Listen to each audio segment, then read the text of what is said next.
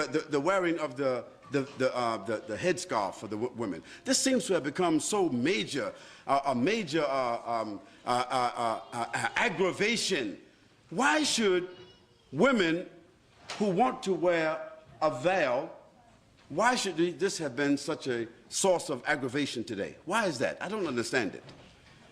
I mean, if a naked woman walked in this room here, meaning wearing a bikini or a G-string, she would have the right to just walk just like anybody else. If a woman came down here and she was wearing a G-string and walked right across here and went back upstairs and came down, matter of fact, there was 2 or 3 of them, we would be like, whoa. What's going on here? But we couldn't say anything because it is accepted in the society for a woman to wear this in public. And there are some beaches in this country and some places in this country where you got some people call themselves naturalists. You know what they are. I don't have to tell you. That is, they believe that they should just walk around all the time naked.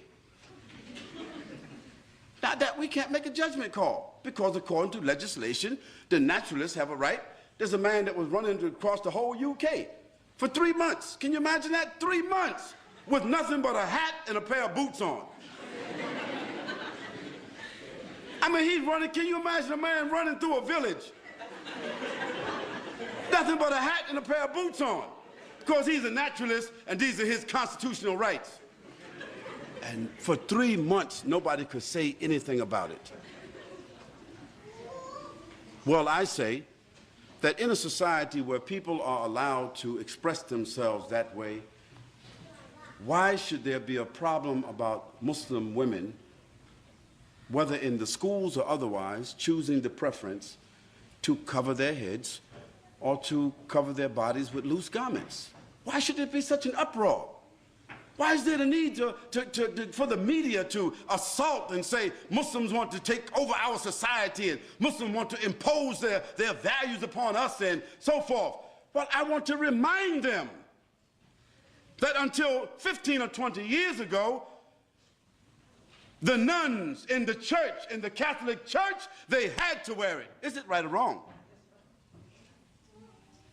And just recently, the Catholic Church has relaxed the uniform codes of the nuns where they can show a little cleavage. They can now wear a little bit, you know, put the cross right there in the middle. They don't have to wear a headpiece anymore, and they can show a little bit of thigh. Well, that's their right. We can't say anything about that. But when I went to church, to the Catholic Church, when I was 17 years old, all the nuns were looking like the sisters are looking today. So society has changed, but why should our values have to change?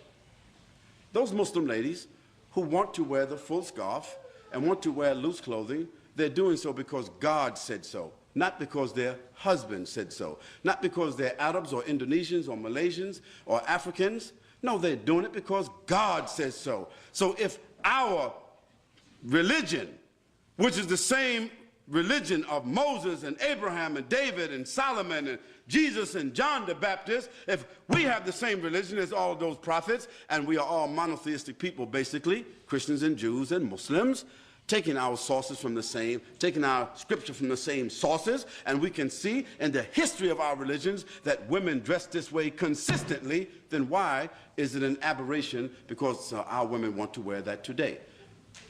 What do they want our women to do? Do they want our women to take off their head scarves and all put on G-strings? Would that be sad? Or now y'all all the same, now it's okay. No, we say it's not okay. And we say, as Muslims, we have the right to preserve what we consider to be decent and dignified clothing and apparel and appearance. And we think that we are fortifying. We think that we are making a good moral contribution. We think that we are doing something that will support the morals, the principles and the status of women in this society. We say that's what we think we're doing. And do we have the constitutional right to make what we consider to be a moral contribution to the fiber of this society based upon our religion? Of course we do.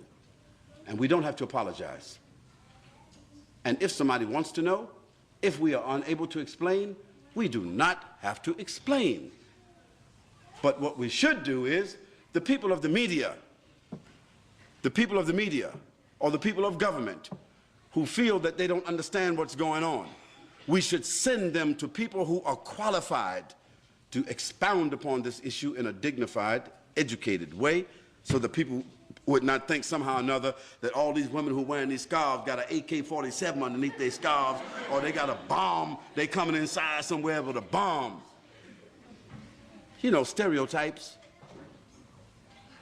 But the issue is, we Muslims, the Muslim ladies in particular, you do not have to explain to anybody why you are dressed the way you are dressing. Just like others who are undressed do not have to explain to anybody why they are undressed.